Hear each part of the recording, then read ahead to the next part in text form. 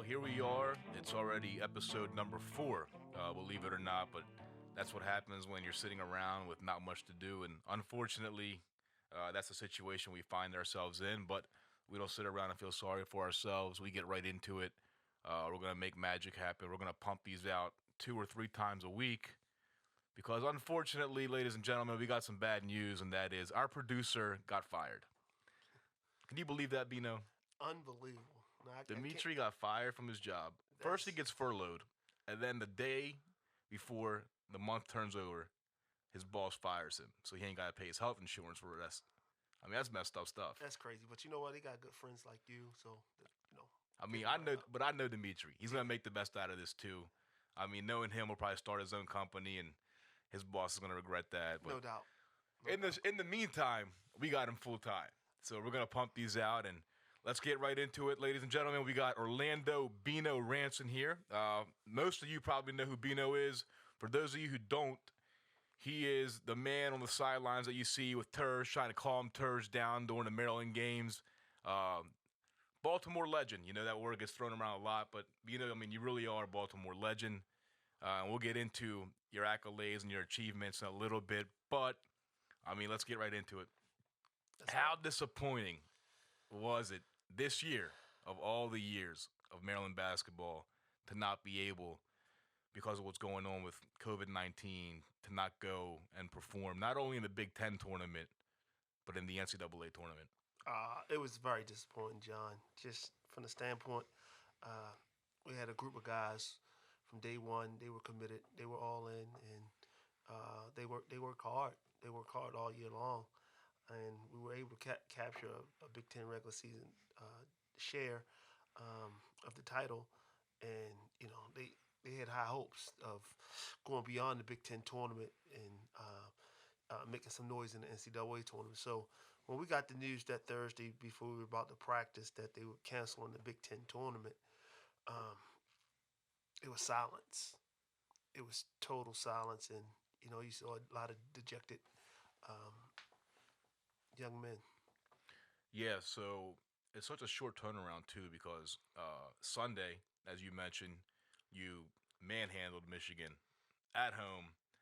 Were you there? I was there, thanks to you. So, yeah, Tori's giving me a hard time about it because, you know, I was, not only did I have better seats than Torrey Smith, probably one of the most famous alums in Terp history, right? So he's sitting behind me, but you know, I'm up, I'm cheering, I'm going, I'm having a good time, and he's on his phone the whole time, you know, recording me. He's going to use it against me because, you know, everybody knows I'm a Tar Heels fan, but, you know, Maryland's my second favorite team. You're my guy. And not only was I happy that day, everybody in the state was happy that day. I know you guys were happy that day. I was with you later on that night. I can only imagine the mood in the locker room, not just for the players, and as you mentioned, they bought in from day one, and as a casual fan, you can see the little things along the way that were really giving people hope that, you know what, they're not just a good team. They have potential to be a great team, and they definitely have all the pieces that you need to make a run. I'm not saying you're going to make a run, but everything that you need was on that roster. Yeah. And that you had a stable point guard, a point guard that had been through the wars before. You had a transcendent talent. You know, Jalen Smith just was taking over games towards the end of the year. You had luck, which a lot of times you do need luck, right? You absolutely do need luck. You had health. Yep. Everything you needed was there. Yep. You had balanced scoring, which I feel in the modern day college basketball game is most needed in the tournament because if one of your guys is off, which we saw last year with UNC and Cam Johnson, yep, you don't want to have to go home, right? Yep. So in the scenario that Ayala is off or, you know, Jalen's off, you had other guys ready to step up. And we saw that in the Michigan game big time because the scoring was very even throughout the game. Yeah. So all of a sudden you guys are on cloud nine, fast forward 3 days later, and guys, you're not going to the Big Ten tournament. I mean, as adults, that's got to crush us. It's got to hurt you. It's got to hurt Turge. Just talk about what it meant to these kids, 18, 19-year-old kids, to go through that. It meant everything to those guys because when you sign to come to the University of Maryland, that's why you sign to come to the University of Maryland because you know you're going to have that opportunity to play in the NCAA tournament, to play for a Big Ten tournament title. In Chicago, right? Yeah. This year it was in Indianapolis, which they do an unbelievable job in hosting the Final Four and the Big Ten tournament. So I was looking forward to it. You know, I had my son; he was going with me. Everybody was crushed. As I said before, it was silence. And you know, when I first got the news, one of the assistants came up. I was coming out of my office. He was coming out of his office, and he was like, "They canceled it." And I'm like really waiting for him to say, "No, I'm just joking. I'm just playing." Then he told somebody else, and then I saw him tell somebody else. I said, "This thing real." Then it was like all of a sudden we had a meeting down in the locker room, and the players were taped. Like I said, we was about to practice. We were going to practice at 12, and then we was going to catch a flight at 2 o'clock. And it was like, it's done. You know, I was on to the grocery store to get groceries. I mean, this is those kids. That's their entire life, not just this year, but since they were children, right? Since they were 6, 7, 8 years old. This is what they worked for. You work so hard for that opportunity to play in the dance, and not just our guys. My heart goes out to all the seniors around the country who perhaps it was going to be their first time getting to the tournament, or a program that was their first time getting to the tournament. Like Rutgers, you take Rutgers, they hadn't been to the tournament in God knows when, and they were going. They had a really good season. They were ranked pretty much the entire year. They were going to get in the tournament, and now it's like, really, on paper, they can't never say they've been to the NCAA tournament. Yeah, because in college basketball, more than any other sport, you really have to kind of wait for your year, right? Yeah. I mean, there's very few programs that every year they know that they're going to be there. Yeah. But this year, you had the perfect experience of youth and seniors. And, I mean, talk about, Cowan's, for example, mood after that, because little did he know that cutting down the nets would be his last college memory. He was bummed. He was bummed for all the guys in that locker room, because he know what all those guys in the locker room put into it, along with himself. So he took it hard. He took it hard, but Anthony's one of those hard-nosed kids, as you know. He's Maryland's Iron Man, and he really was hurt. But like I say, he'll bounce. He was ready to bounce back. He was like, all right, it is what it is. All right, gotta move on. So, just real painful, man. And as a coach, you're probably thinking, I don't know when I'm gonna have this great mix of youth and a big man and a point guard and a sixth man. And yeah, we had we had the pieces. Then is now there's you never know. Size. We had size. We had shooting. We had guards. We defense. Had defenders. We had good individual defenders, and then we were good as a team. Defensively, we were one of the top 10 teams in the country in defensive efficiency. So we had it. We had it, and we had a group of guys. Once they put their mind to it, they were great. Yeah, and we saw that throughout the year. It seemed like whenever they wanted to flip that switch, they were able to. And I thought that was also one of the signs of not a good team, but a great team. There's no doubt about it. All right, Bino, so let's talk about your background a little bit.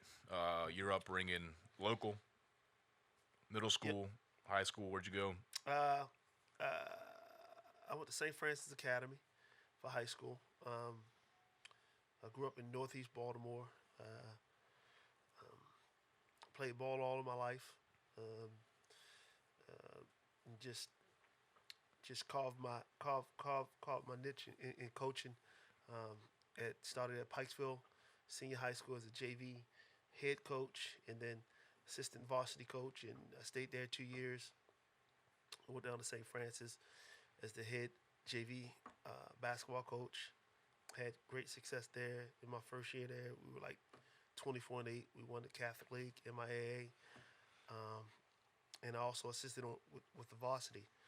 And then Coach Patsos, he gets the Loyola job. He brings me in as a administrative. What year were you coaching at Loyola? It was 2003, 2004. That's funny because I was there at the time. Oh, wow. Yeah, small world. Yeah. But let's backtrack a little bit. You coached at St. Francis, and St. Francis has been in the news a lot lately for what's going on with the football program, and Biff Poggi and what he's been able to do at Gilman, and now he's brought it to St. Francis.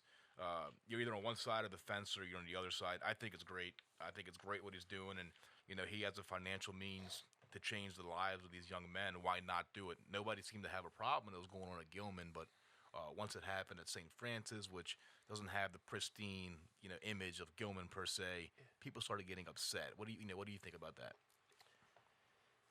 I think it's unfair just because, like, I mean, he's trying to help lives, young kids in Through their sports. lives, through sports, and do they recruit? Yeah, they recruit. Do other schools in the Catholic League recruit? I think so. I know for a fact. You look at Calvert Hall when they had their really good teams. Dwayne Farrell, Pop Tubman, and just to name a few. Tony Guy went to Loyola, and those guys came from inner city youth basketball programs, and they went to Catholic schools. So they were recruited, and I don't think their parents really had the means to, Sure. fit the bill like that. So it's been going on, and for them to get whacked like that, get kicked out the league, and like you say, Gilman, when they were kicking butt With the same coach. yeah, with the same coach, and then Loyola, they had a run for a couple of years in football. McDonough had a run for a couple of years in football, so it's been going on. So for them to get hit like that, that's Yeah, I know a few friends that are closer to the situation than I am, and they say, look, it's cool. Nobody has a problem with, Biff recruiting these kids in state. I think where the disconnect comes is when he goes to places like New York and out of state, and he starts, using those scholarships for kids that, aren't from Maryland. okay. See, that's something I'm not too fond of in terms of. But at the the end of the roster. day, he is changing the lives Yeah. of these young men for the better. Yep. And he's yep. been doing it a long time, and I think he should be commended for that more And than anything. I think so He's too. playing within the rules. Yep. I If, think so. if you have a problem with him, in my opinion, just change the rules, right? Yeah, no doubt. Yeah. I think you're right. He's a great man. I've had a chance to sit and talk with him and on several occasions. And I saw him out at Dick's Sporting Goods before they were about to play in Florida or California, one of those, and he saw my son, and I was just showing him some videos of my son playing, and he took it upon himself afterwards to send me a text message. My son's 9, and like, your son got great ability. Look forward to coaching him in football one day. Yeah, a really great story about Biff, and we'll keep this moving, is, after Van Brooks had his accident and he was paralyzed, the first person to give him financial assistance was actually Biff Poggi, who, coached against him, recruited him, but always kept in contact, and he would always follow up, according to Van, throughout his playing career. And even after he heard what happened, he knew that Van was in for a fight, and he cut him a check, which I've never met the man, but I've heard a lot of stories like the one you're saying and the one that Van's saying. I think he's an asset to the community. There's no doubt. And we need more people like that. Absolutely. So you go to New Hampshire for college basketball. Yep. By all accounts, you're one of the greatest players in the history of the school.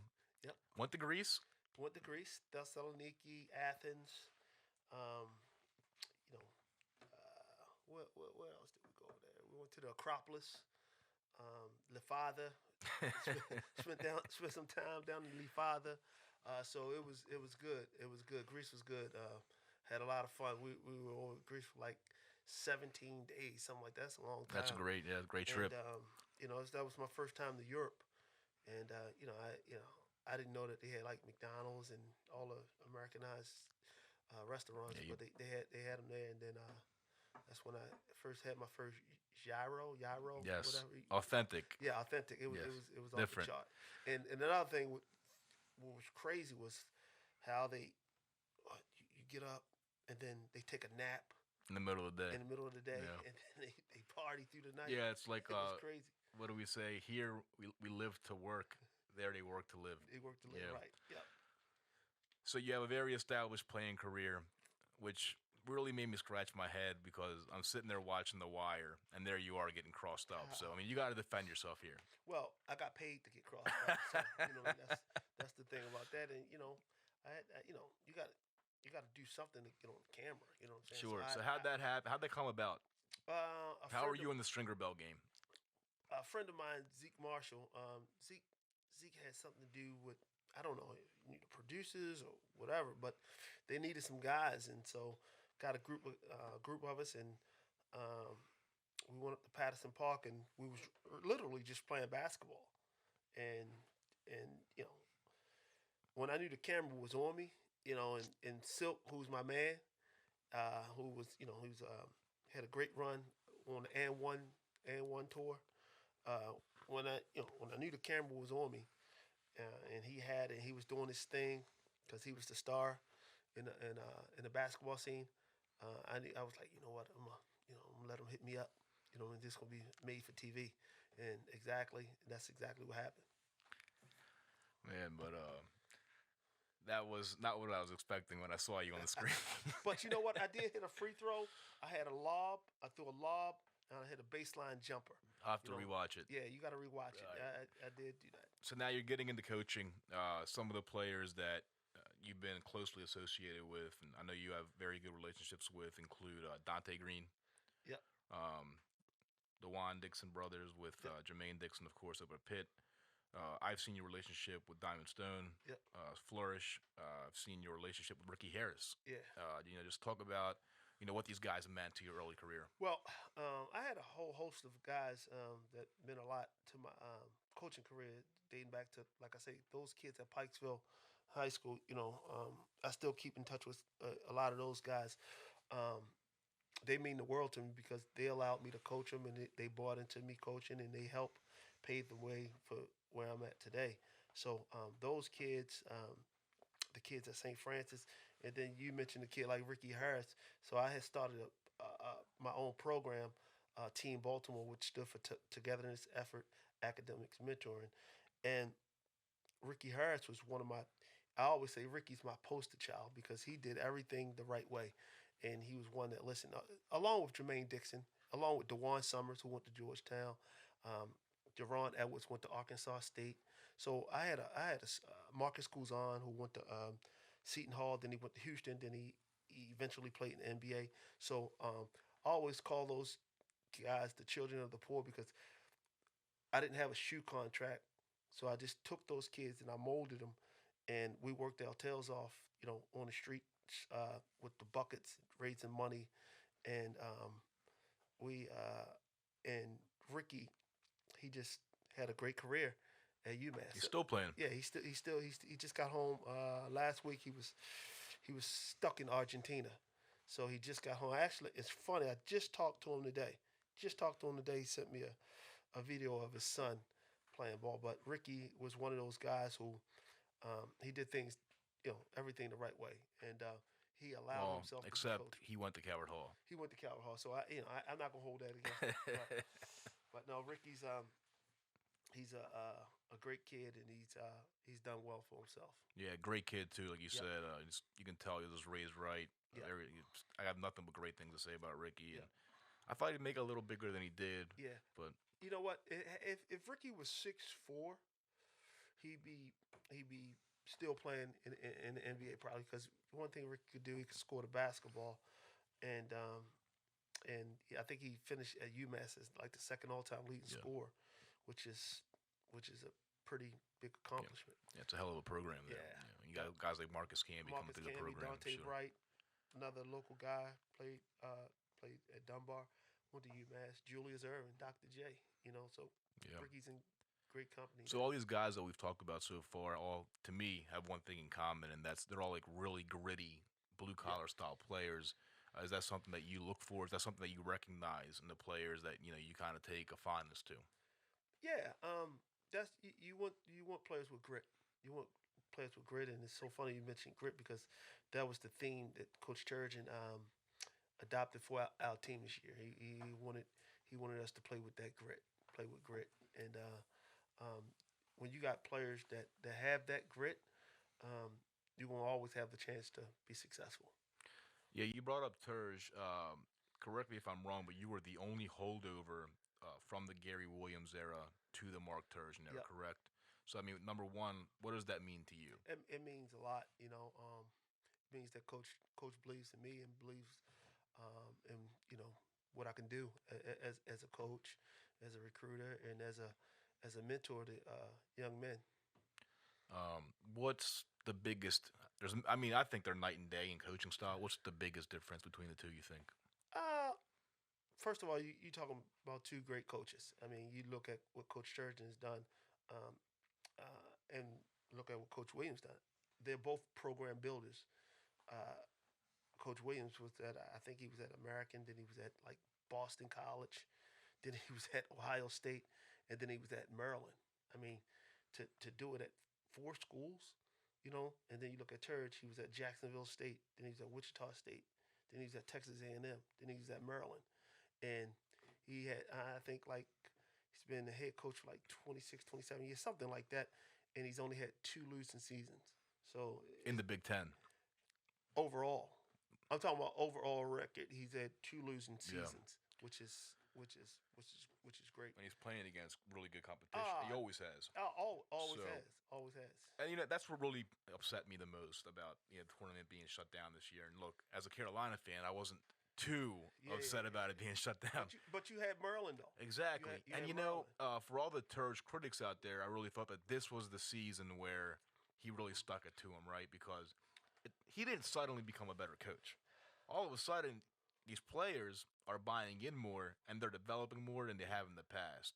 So you can call the same play 15 times. If you don't have the horses to make that shot, as we saw in UNC this year, all of a sudden you're not as good of a coach, right?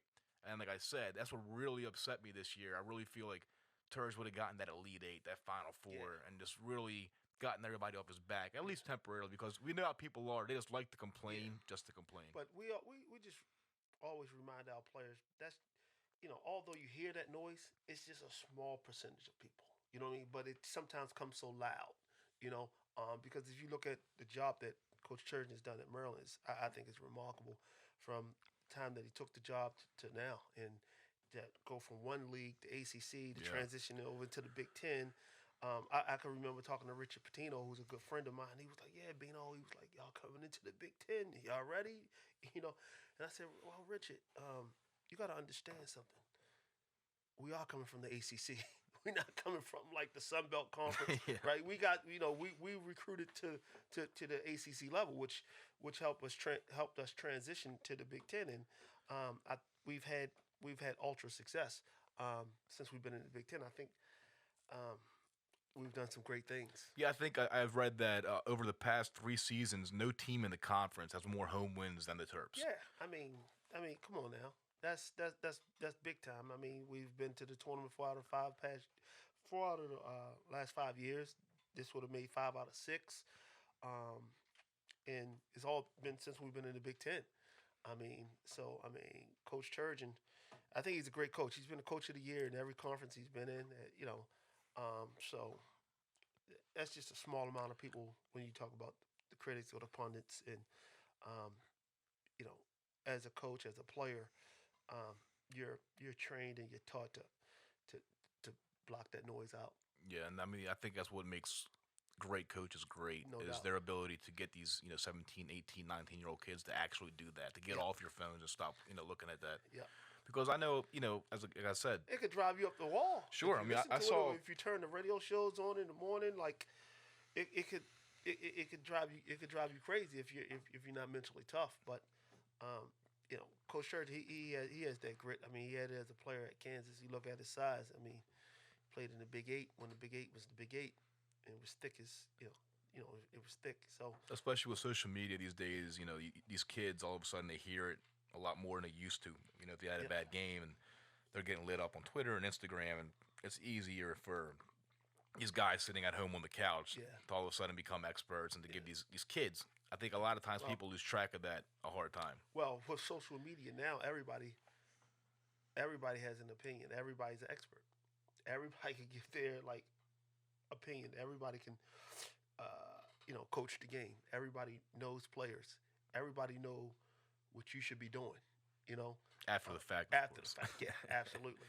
But that's the world we live in today. It's driven by social media, but you got to have guys around those young men to have them understand, like, put that aside, don't listen to it, and this is why. And that's what we do. And we have a great team. Our media relations guy, Sean, Keith, they do a great job of helping our players deal with the media. You touched on going from the ACC to the Big Ten, and that really upset me, and I'm sure it upset a lot of fans because all of a sudden the Maryland UNC games and the Maryland Duke games are all a thing of the past, right? So let's talk about the transition from the ACC to the Big Ten, especially in a basketball sense. It really becomes more of a slower pace and a grittier style of play when you're facing teams like Michigan State and Michigan. That's a myth. I think that's a myth just because Michigan State, they've run like now Carolina run. Like, I'll give you a story. My first year in the ACC, I told Turgeon on this when I was with Coach Williams. Todd, they ran past the bench so fast that my tie blew away. You know what I'm saying? I was like, holy crap! But Michigan State run, Michigan will run. Northwestern, Iowa, they'll run, they'll press, and all that stuff. So I think that's just a myth that the Big Ten is big, rugged, and slow. But that's not the case. You look, like I said, Cassius Winston, Geo Baker up at Rutgers. You look at Indiana, they're fast guards. So the Big Ten is a conference. They run now. How's the travel different being in the Big Ten compared to the ACC for the school? We have maybe 1 or 2 long trips, whereas though we'll potentially, depending on the start of the game, we our kids get back like 4 or 5 o'clock in the morning. And then they got to go to class at 8 or 9. Yeah, they got to go to class 8 or 9. So it's a couple of those trips, but for the most part, it's almost equal, kind of, sort of. And then the final question I have on this matter is, why do you think the ACC won't ever schedule Duke versus Maryland in the challenge? You know what, John, if I knew the answer, I'd tell you. I told you. You know what I wanted this year? I wanted you guys to be the 2 seed and Duke to be the 3 seed in the same bracket and just end it for once and for all. And you matched up extremely well with them this year, too. Yeah. We had our chance last year. We got through that LSU game. We would have had a chance to come to DC and potentially play Duke, whatever, Sweet 16. But you know what? It'll happen. Listen, you live long enough, you'll see it all. As we're seeing now, you'll see Duke and Maryland play again. Yeah, that'll be great. It'll be good for the rivalry again. Let me bring up maybe a little bit more of a sore subject for you. I'm going to give you a list of guys that left the area. Yeah. And we're going to talk about why you think, and it's probably before your time, they got out of here. Ty Lawson, who you mentioned earlier, national champion. Quinn Cook, national champion, unfortunately. Carmelo Anthony, Rudy Gay, Kevin Durant, Melvin Scott, national champion. Malcolm Delaney, very prolific career, was recruited by Maryland. Why do you think for such a long period of time these kids were leaving the area? You know what? I don't know. I don't know why they left. Like I say, like you say, I wasn't at Maryland then. It's just one of those things. Sometimes kids want to get away, and that's exactly what they did. Every case is different, surely. Yeah, and it depends on how they were,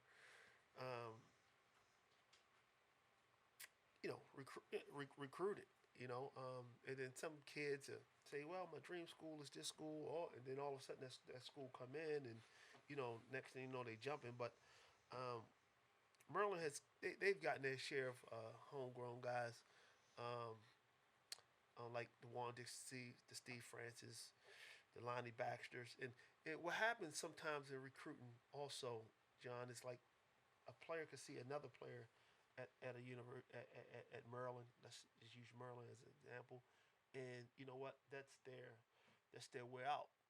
Their way out. They were like, "Oh, I'm not gonna go to Maryland. You already got that player there." Sure. Well, there's a story that Kevin Durant told where he would have gone to UNC, but Roy wouldn't promise him a starting spot. I forget who was starting. Somebody that wasn't great at the time, so he ended up going to Texas instead. Yeah. So that's a good example there. Yeah. You know, so that's the bad news. The good news, though, is probably your two best offensive weapons this year were, in fact, homegrown guys from Baltimore. So the tide's definitely changing. Yeah, there's no question. And that's one thing Coach Turgeon, put emphasis on. Put emphasis on when he took the job is, he want to protect the backyard and keep guys home. And I think that we've been able to do a great job. You're talking Mello, Trimble, Dion Wiley, um, Daryl Morcell, Jalen Smith, Anthony Cowan. Um, yeah, we had John Graham come back from Penn State. Um, so we've done our job in the area in terms of keeping the best players home, and you're not gonna get them all. You're not gonna get them all, but if you get the right ones, that's all that matters. Yeah, but we're also getting a lot more than we used to, right? Yeah, yeah, So we get we we're keep trending in the right direction. Yeah, no doubt. And that's great for team spirit and morale too, Yep. because now you got more guys from Baltimore coming out to the games. Yep. And a lot of people, despite the school being so close, haven't been to a game. And, I and know. I'm sure that's something that you guys are trying to work on. And I see that with the marketing and the programs that you're doing in the area as well. No, they like I say, our marketing. We got um, a marketing team that does a great job. As you see, they had the billboard on 95 with Durl and Sticks on there. Um, so uh, if you stay home, you'll have those opportunities. Yeah. I think we'll get into a lot of the reasons why after you answer this next question. I know your answer to this question. Is Maryland a top 10 national basketball program? I think it is. Maryland is a unique place. A lot of rich tradition there, um, and is in a great area. Yeah. 10 minutes from D.C., 30 minutes from Maryland, 4.5 from New York. Um, we have three major airports: Dulles, Reagan, BWI. So why wouldn't you want to come to Maryland? Yeah, I mean, I think you're missing a lot of reasons too. And my next question, I knew you were going to say yes, obviously. My next question was going to be why. And I think there's a lot of factors here. I mean, I think number one, the fact that, Under Armour tries to make Maryland their Oregon, Jordan's UNC, right? Yeah. And I think that plays a major role for these kids because, look, when I'm 16, 17, looking right makes all the difference in the world. Do you think that plays a big factor in it? It mm, it does. It does. Just because, like, it's pretty cool to hear that the the founder of Under Armour went to Maryland. That's a great fun fact, and it gives you a little bit momentum going into the recruiting process. But I think there are the other factors in which make Maryland a special Yeah, place. you're in a big time conference. I mean, I think there's no argument that the two conferences that the Terps have been in are the two best basketball conferences in America, right? Yeah, no doubt. You'd be hard pressed. I know the Big East had a pretty good year this year. SEC traditionally is top heavy. Yep. Pac-10 seems to underdeliver every March. So, you're with the Blue Bloods. Yeah. So you're getting to play against the best. Beautiful campus, as you mentioned, central location. The home field advantage there is It's off the ridiculous. chart. Yeah, It's you off the got. chart. We got one of the best on-campus arenas in the country. So, Yeah. I'd argue that, in fact, Maryland definitely is a top 10 program, Yep. and it's trending upward. And let's talk about that trending, Bino. Who you got coming in next year? I know everybody listening, they've already unfortunately had to put this season behind them, probably with a good taste in their mouth. They Yeah. got to be happy with, what you guys were able to accomplish this year. What's next year going to look like? We got two incoming freshmen, two guards right as of now. We're still, a work in progress in terms of filling our roster for next year. And two guys that we're coming in, we feel strong about them. That's why we recruited them.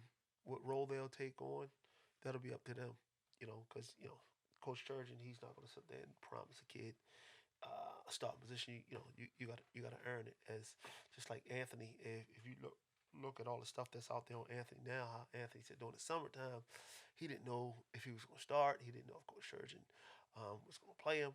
But 2 days into practice, Coach Turgeon had already had his mind made up, like, this kid's the real deal, and he's going to play a lot of minutes for us. So You gotta earn your keep. Let's talk about your camp and all the charity stuff that you do in the city. Yep. I'm sure this is probably gonna push things back a little Yep. bit, but if I know you, you're Yeah. still gonna do it. Just tell everybody what it's Um, about. being on Little Dribblers is for sixth graders and under. It's a clinic that I do it for free for the inner city kids, and it's something I have a lot of passion um, about because is first of all it's giving back and it's allowing young kids to actually touch the Maryland coach. Like I always say, had I had a chance to touch the Maryland coach when I was coming up, I'd have been like a kid in a candy store. So I'm able to bring some of our players up to have them be demonstrators for the kids, have them shake their hand, so that way the kids can have something to look forward to, someone to look up to, aspire to be, like a Sticks, like a Durrell, like a Bruno, um, like a Kevin Herter. All those guys have attended my clinic and helped me with it. So um, it's something I just love. I love doing. I love teaching. How many years now? It's like 8, like going on like 9 years, and one of the things that we um, do is we try to teach. We try to do more teaching in that setting. The fundamentals and things that the kids are paying their trainers for. Now we try to bring that to the clinic. Because if as a kid you want to have, if you could get the basic fundamentals down, you're gonna have a chance to be a pretty good basketball player. Learning the triple threat, learning the jab series, learning how to close out with high hands. All the things we do in practice in our drill sessions at Maryland. I try to bring them up to the dome so that our young kids could get a taste of that. Yeah, I know you provide shirts for them. Yep. You provide lunch for them. I Yep. mean, you go all out. You don't half-ass Yeah. this thing. And once again, Coach Turgeon always talked about how Larry Brown liked to do things first class. Like when we travel first class. And if I'm gonna do something, I like to do it the right way. And like I said, when I hit my uh, Team Baltimore AAU program, um, we did it the right way. Yeah, I think the best thing you're giving these kids too, and you pretty much touched on it, is confidence. Yeah. And when you give a young man confidence, it just carries with them for life because that one experience that you mentioned, being around a Bruno Fernando, being around a Ricky Harris, being around a Mark Turgeon, all of a sudden catapults these kids to unleash these inner talents they didn't know they had. Yes, that's no doubt about it. And I always say we live in a life of one. Like one play can win you the game. One play could lose you the game. One relationship could change your life. So um, having having those kids come up to be around our guys, it could go a long way. Yeah, it's beautiful what you guys do, and I'm sure you're gonna do it. We don't know when, unfortunately. We're living in uncertain times, Yeah. but it's gonna happen. It's gonna happen. It's good that we have to be still. Like God says that in the Bible, He says, Yeah. "Be still." Yeah, So, Dina. So you just touched on Bruno and Kevin. Let's talk about the recent string of NBA success that you guys have been able to put together for the program, and what it means to the program and recruiting, and how much you stay in touch with them. I know you do a lot. Yeah. Especially Bruno. yeah. First of all, it started when you said it's Maryland top 10 program. Yeah, because of the past. The John Lucas, the Keith Booths, the Juan Dixons, the late great Lynn Byes, the Derek Lewis, the Steve Francis, Steve Blake. So that propelled us to get the Bruno Fernandos, the Kevin Herters, the Alex Lynn's, the Diamond Stones, the Jalen Smiths, the Aaron Wiggins, the Des Wells of the world. So um, that's what makes Maryland special. Yeah, and then it's got to feel great for you. Just they feel like your kids at this point now, right? There's no doubt about it. When you could turn the television on and see a player that you coached, and it just means the world. And guys like Bruno and Kevin, uh, they're great. I just texted with them last week just to check on them and their families, and they hit me right back. Same with Alex, they hit me right back. So Yeah. it's good. Well, as we said earlier on, you are a Baltimore legend, and for those guys to come in from the outside, and I'm sure they felt the love from you because you are very contagious, infectious, with your smile, with your attitude, with your genuine, personality. Yep. So I just want to thank you, Bino, for being with us today. Hope you had fun. No, I hope I didn't press you too hard. I didn't let my Carolina blue come out too much. You were great. You're doing a great thing. I think this thing is gonna be ultra success because everything you touch turned to gold. Appreciate that, man. Well, it's actually going to be Dimitri's fingerprints all over this too. So we'll get this out to everybody as soon as we can. I hope everybody's staying safe. Yep. Listen to the governor because Stay home, guys. we want to be outside playing basketball this summer, right? No doubt. All right. Thanks for listening in, everybody. We'll see you again soon.